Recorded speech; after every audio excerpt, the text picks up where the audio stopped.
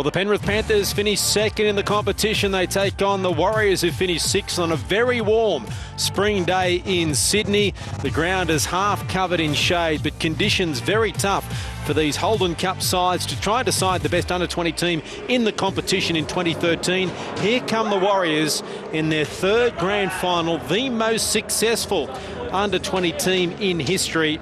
And what a day it is today for David Barner to lead his Warriors out onto ANZ Stadium. They were done and dusted against South in the first week of the competition, but fought back, and since then have been superb to make their way through until this day. As I'm joined in commentary by Michael Ennis and Mick, the conditions may be another opponent today for the Warriors today. As we look at their team card today, 1 through 17, the same 17 players who were selected during the week and played last week in their win. David Barner is the captain. John Ackland, his last game as coach, a two-time premiership winning coach. Will he make it 3 today? An impressive side. The Warriors taking on the Penrith Panthers here this afternoon. The Panthers, well, they had Bryce Cartwright named as the Holden Cup Player of the Year earlier in the week. They do have a change. Michael Ross is back. A big addition for them into the front row. That means Andy Saunders goes back to his normal position at lock. And the player to miss out today, sadly, Ian Riccardi. Brendan Atwood goes back to the bench. The coach is Garth Brennan. Michael Ennis, conditions today could play a part. The ground is half covered in shade, but still very warm. There's Michael Ross back from injury. Yeah, definitely. Both sides here will be looking to really complete with the football, get through their sets. They don't want to be coming up with errors and coming up with a mountain defence early. They're going to need plenty of petrol in the tank for the second half, and that's for sure. And it's going to be a very good game of football. Both sides here, the Warriors are going to look to really charge through the middle and play that second phase offload style of football. On the other hand, you've got the Panthers, who have been terrific all season. They're going to look to work down the channels with big flowing sweeps of football, especially to their right-hand side of the field, as we're underway here in the Holden Cup Grand Final.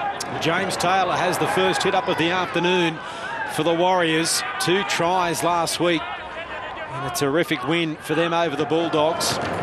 Some strong defence.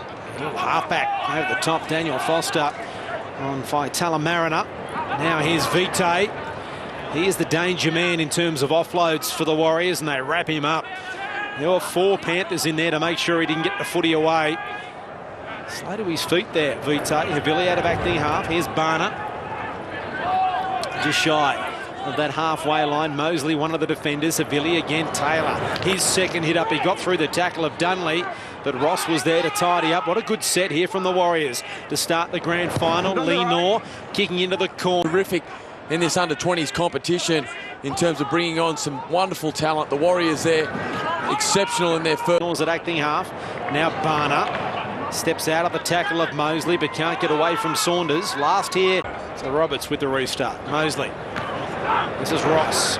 It's his second game in the last 5 weeks. What a time to get Michael Ross back. Lawler here has him. 15 away. Cartwright taking them on. They're not coming off their line there, the Warriors. And now looking Hewitt for the goal line. He just can't get there. Danger signs here for the Warriors. They're not getting off their line. Lenore comes up quickly to force the play back into the ruck area. There's plenty of Warriors defenders. Surely he's over the goal line. Campbell Gillard, he comes back to play the footy. Short ball, Ross from Mosley. The uprights got in the way. Penalty strip. Final days, you don't get too many second chances. There's only 4 defenders to Penrith's right here from the Warriors, but they go straight up the middle to Saunders. And he's now tackled 5 away. Mosley, Hewitt turns the ball back to Campbell Gillard, who almost reached. Ross, a couple of metres away, right in front of the uprights. They come to the left. Foster, the skipper. Cartwright just grabbing it out of thin air. That was a bit of a freer run there from Foster. He'll play it on the 10-metre line. Mosley. Turns. Isn't it amazing? We see it so often as we see Taylor. Straight at Mosley, who made a very good tackle. Put his body on the line. Campbell Gillard was there as well. Barner Yeah, not standing square really, was he? He's got to be in front of the man playing the footy. May not have been much in it. When the opposition loses the ball, you're always going to get penalised. They look a bit sluggish at the moment, Penrith. There's a good tackle from Taylor on Saunders. But we saw them start really well last week, the Warriors, and when disrupts their interchange, he wasn't. Previously about this interchange that the Warriors had last week with young Vitae, Taylor and also Havili. As we see Taylor again generating ruck speed. And Havili gets out of dummy half again with a great run. That's going to be a... Plays it. Those two front rowers are back out. And I'm not sure whether Havili has come out. He can't. He's running up and down the touchline. If he comes out, it's a miracle, Mick. And Taylor and Vitae are good, but are they that good? Roberts, Cartwright. He's in back play. He can't keep up with them. You can see him there limping. The number walk in back play. He can't keep up with them. You can see him there limping, the number 8. But this is a good run from Seo. They're inside the 20. They haven't been down here for ages. Just tackle number 6 of the game inside the opposition 20 for the Warriors. Taylor. And a high tackle. If you run hard and straight, you sometimes get the penalty. How good is he? Honestly, every time he comes onto the field or whether he starts the game, he's tremendous. Brendan Atwood penalised. Here he goes again. James Taylor. Matthew Elliott must be rubbing his hands together. Malu. Vitae, he's backed his way over and got it down. Well, there's the front rowers, one after the other, and they get the try. Albert Vitae.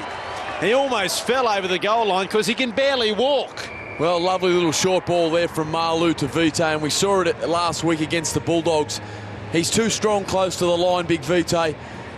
And could be this the momentum turner that we just... Am I being unfair, Mick, when I mentioned before how they celebrated Penrith after that try? 47 minutes into the game. Still, 33 minutes remaining. I know they were up by 34-6. But it just, to me, seemed that maybe the focus, the distraction, and looking up at the scoreboard. Yeah, definitely. I mean, if they, which they would have watched tape of what the Warriors did last week, as I mentioned previously, what they were capable of after Penrith, but they're 20 metres away from the tap kick there. And is this Malu? No, it's not Malu, it's Carter, Solomone Carter taking it up. Now Malu's in at acting half. Taylor, straight and hard. Saunders stops him, but didn't bring him to ground. Over the top was Atwood. Sloppy play the ball. Here's Vitae. Mariner gets the offload, and who else? But Taylor pushing through the middle. Towards the 30. Malu's at acting half. Lean hard. Sampson. Lolo here. They had a chance there, the Warriors. Taylor. Campbell Gillard with a strong tackle. Malu's in at acting half. Vitae. It was a great call from Dave Munro, who was 20 metres away, to say that he lost it. Now here's Taylor. Well, they need points here, the Warriors. Malu, there it is. He's got it down on this occasion.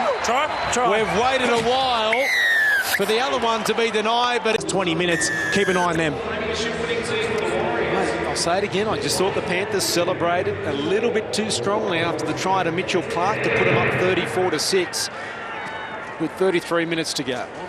Here comes Taylor. In saying that, Mark, Penrith have had this trend throughout the final series where they've got such a comfortable lead and then just clocked off for a while. The other team seem to regain momentum. Away. Barner goes into acting half. This will be one of the most extraordinary comebacks of all time if they can manage it. Not only the amount of points, but the number of players they've had injured and the number of interchanges they're down to. Lolo here, Taylor. They don't score points when he's not on the field. Leave him out there for the rest of the game. 10 away from the line. Lolo here, kicking. He's run to take the line on. We've spoken about his stats that he's had throughout the season with his tries. At the moment, the Warriors are certainly doing that.